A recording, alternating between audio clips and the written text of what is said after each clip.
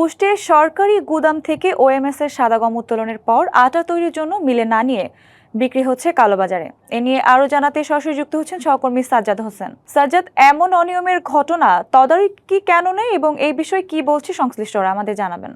জি সঞ্জিতা, আসলে আপনি জানেন যে ওএমএস এর আটা নিয়ে খাদ্য বিভাগের সাথে 6টি মিলারের চুক্তি রয়েছে এবং চুক্তি অনুযায়ী তারা প্রতি মাসে এখানে গম বরাদ্দ পান।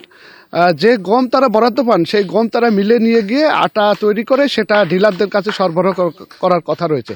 কিন্তু আসলে কুষ্টিয়াতে বেশ কয়েকটি প্রতিষ্ঠান তারা এর ব্যত্যয় করছে বলে আমরা অনুসন্ধানে দেখতে পেয়েছি।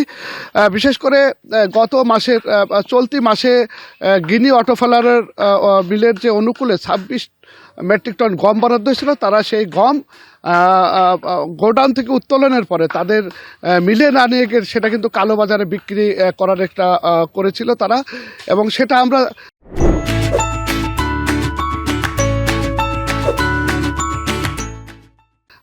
বেশ হাতে নাতে ধরেছিলাম এবং তখন তাৎক্ষণিকভাবে খাদ্য বিভাগের পক্ষ থেকে এ বিষয়ে একটি মৌখিকভাবে একটি তদন্ত টিম করা হয়েছিল বলে আমরা জানতে পেরেছি এবং জেলা খাদ্য নিয়ন্ত্রকের কার্যালয়ের একজন উপপরিদর্শক এ বিষয়টি তদন্ত করছেন বলে আমরা জানতে পেরেছি।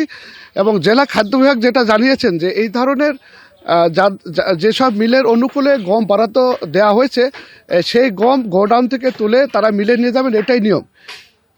কিন্তু মিল মালিকরা সেটা না করে তারা অতিরিক্ত দামে এই সাদা গম, যেটা অস্ট্রেলিয়ান গম বলা হচ্ছে, সেই গমটা তারা কালোবাজারে বিক্রি করে 3 থেকে 4 টাকা হাতিয়ে নিচ্ছেন।